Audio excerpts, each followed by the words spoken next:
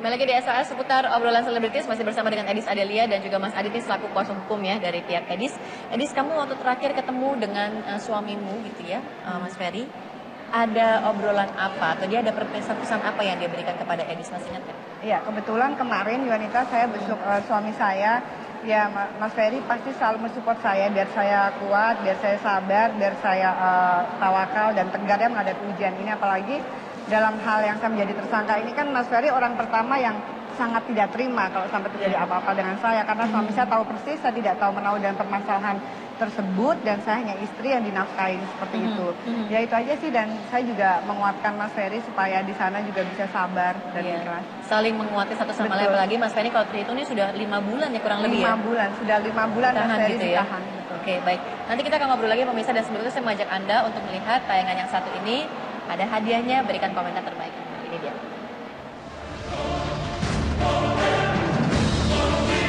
Nama Dewinta Bahar memang tak sepopuler kakaknya Anissa Bahar atau bahkan setenar kakak iparnya, Seruni, dan keponakannya Juwita. Karir Dewinta di dunia panggung hiburan seakan berjalan di tempat dan jauh dari kesan sukses.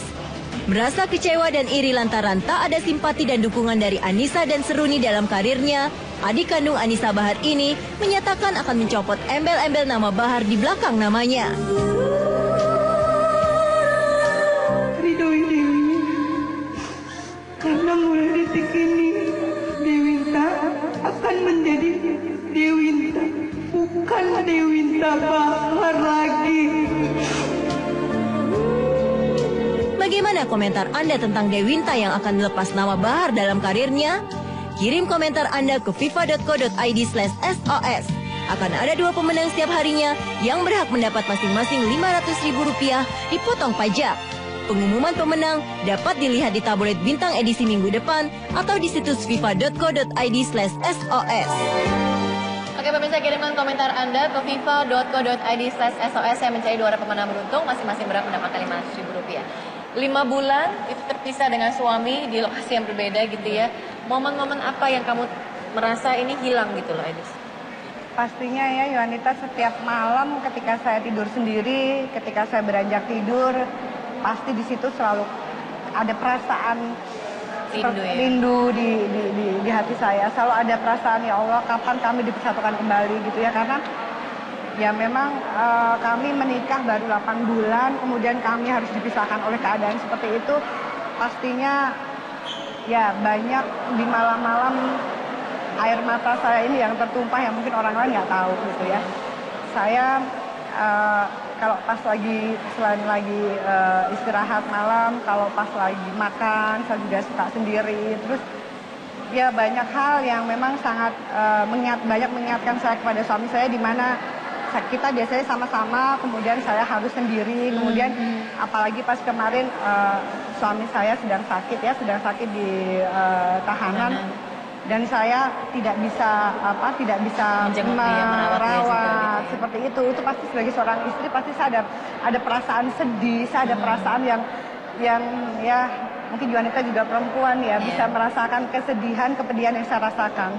Ya, tapi saya selalu itu doa selalu terkirim untuk suami. Betul, saya selalu berada, ya, mendoakan dan memang saya selalu tampak tegas sih Yuanita, karena memang saya sumber kekuatannya suami saya. Jadi kalau saya lemah, nanti kasihan suami saya di sana juga lemah. Jadi kalau siang hari ini Mas Ferry bisa menyaksikan kita lagi ngobrol di SOS, support apa yang akan diberikan oleh sang istri untuk suami? Ya, memang di sana nggak bisa lihat TV ya Yuanita ya, seperti kita tahu bahwa di tahanan gitu ya. Ya saya mendoakan Mas Ferry supaya di sana bisa sabar, bisa kuat, dan juga bisa tawakal dan ikhlas menghadapi ujian dari Allah ini.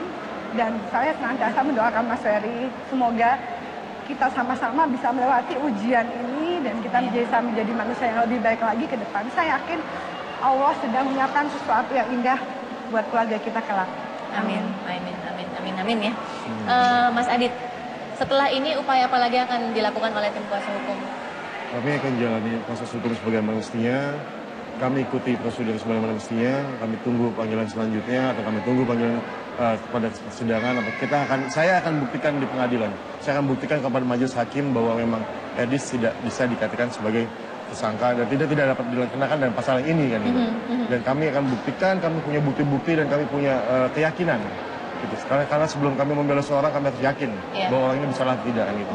Oke, ada ini pertanyaan terakhir dari saya. Saya sempat melihat di media juga gitu ya, dari pihak lawan hukum Anda. Ini cukup mempertanyakan gitu, mengapa dengan statusnya Edis yang sudah ditetapkan sebagai tersangka, tapi kok masih bisa berada di luar tahanan gitu, kok tidak ditahan? Jadi gini, penahanan itu adalah kewenangan mutlak dari penyidik, ya kan? Dan di situ penyidik melihat apakah orang ini perlu ditahan atau tidak, ya kan? Karena sudah disyaratkan dalam undang-undang, dalam KUHP, bahwa seseorang yang bisa ditahan adalah yang diancam dengan pidana 5 tahun atau lebih, ya kan? Dan terdapat suatu keadaan yang menimbulkan kekhawatiran. Jadi tidak ada kekhawatiran bagi penyidik untuk, ya kan? Satu, melarikan diri, mengulangi perbuatannya lagi, atau menghilangkan barang bukti, ya kan? Atau melakukan perbuatan yang sama itu, atau mempersulit penyidikan. Itu yang tidak ada kekhawatiran di situ oleh penyidik. Jadi bahwa Edis kooperatif, Edis ikut aturan, ya kan? Dan Edis tidak ada bukti-bukti lagi mau dihilangkan, Edis tidak ada melarikan diri. Jadi tidak ada kepentingan lagi bahwa penyidik harus menahan Edis. Oke, baik. Saya merasa di sini pelapor tidak berhak mengintervensi penyidik. Seperti itu penyidik pasti punya alasan pertimbangan sendiri gitu ya. Oke, baik. Dia subjektivitas sendiri yang mereka sudah sangat objektifisir ya gitu ya. Oke, baik, kalau gitu sekali lagi saya ucapkan terima kasih banyak Edis untuk klarifikasi siang di SOS, dan semoga kita segera menemukan titik terang gitu ya, dan masyarakat juga bisa menilai siapa yang benar dan siapa yang salah. Mas Adi, terima kasih banyak ya. Sama-sama, makasih Kita ketemu lagi lain kesempatan. Saya pamit, bisa kita jumpa lagi besok di SOS dengan saya. Selamat siang.